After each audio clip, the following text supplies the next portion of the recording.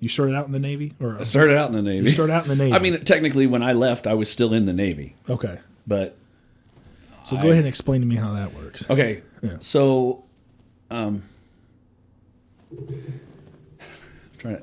explained this 100 times to the layperson, but every time I explain it, I want to make sure that I'm like trying to hit a different area.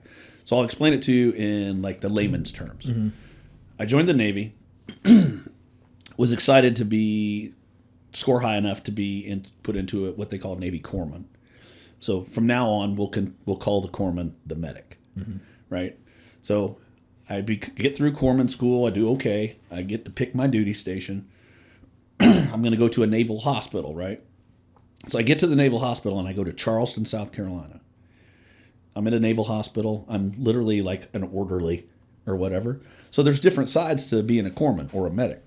You have the blue side, which the blue side is like guys that are on ships, guys that are in Navy hospitals.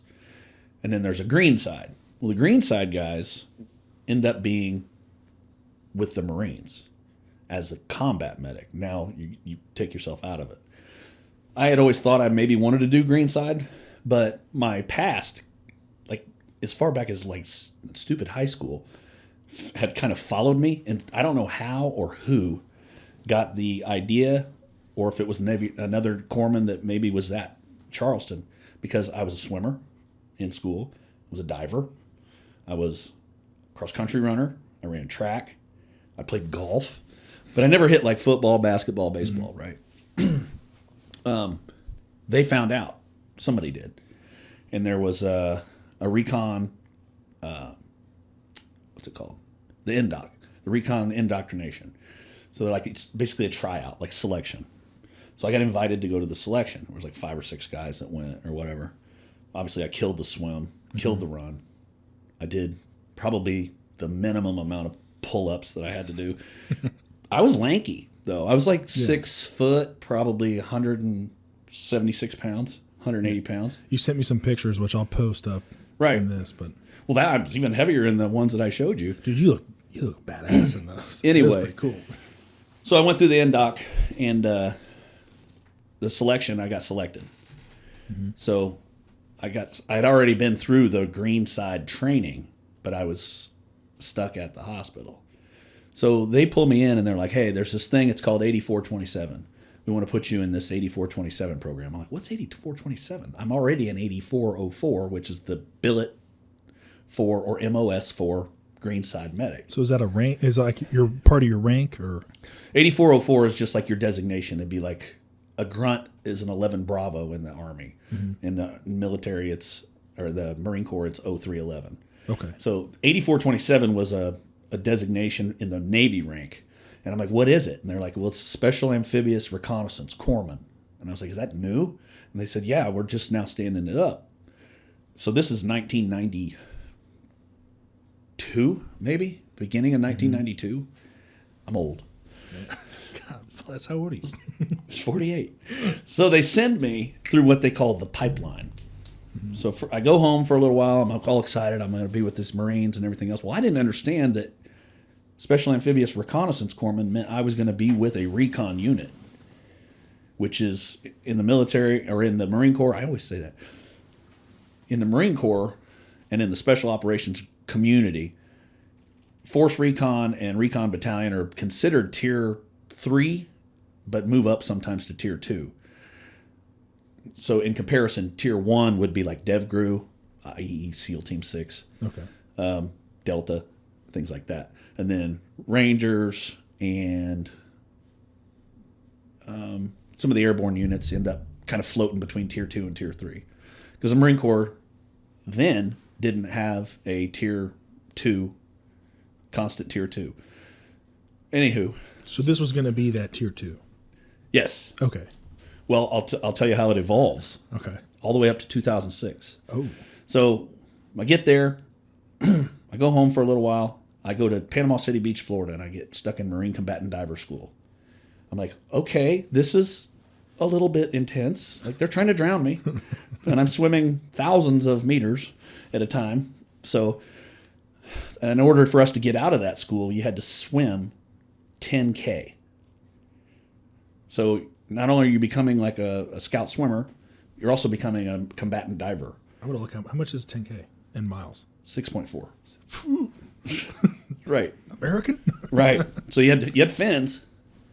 And everybody thought, oh, you have fins. That's great. Well, no, you got to keep your snorkel in your mouth the whole time. You have to wear your mask the whole time, and you're in full camouflage uniform. Oh, my gosh. So 10K. So anyway, get out of that school. I'm feeling like a man, right? Go straight to jump school, Fort Benning, Georgia, right? Go straight to jump school. Then from there, you go up to Little Creek, Virginia, and you go to amphibious reconnaissance school. So I don't even remember how long that was. It was at Little Creek. Was probably the most professional class that I'd ever been in the military. I mean, like, look, you guys made it this far. Now we're going to teach you, like, the juice, right? Mm-hmm. The meat and potatoes of the job. Leave there. I think I went home maybe again, and then got to Camp Lejeune, North Carolina, and was with Recon Battalion. In the process, so Recon Battalion now and 2nd Force Reconnaissance are starting to take members out of each group. There's this other new unit that has stood up in the 2nd Marine Division. It is 2nd Small Craft Company. Everybody's like, what is that? So it's riverine assault craft boats. It's the CRRCs or the Zodiacs.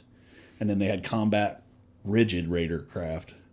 Or no, that was the CRRC. They had just a regular raider craft, which is a Boston whaler with a bunch of hopped up motors on them. That's cool. So they took reconnaissance guys from Force Reconnaissance. They took guys from Recon Battalion, and they took this group of people that they had selected and put them all together. And it was to stand up and do deployments overseas that had like riverine access, and to do war on drugs stuff in South and Central America.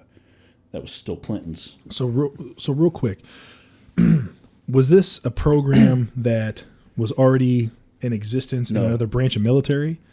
Like branch? I mean so it would be SWCC, like in the Navy, but those are guys that are directly involved with SEALs only.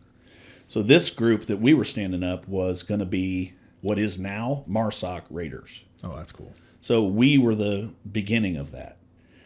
And it is an asset that not only can deliver like force reconnaissance.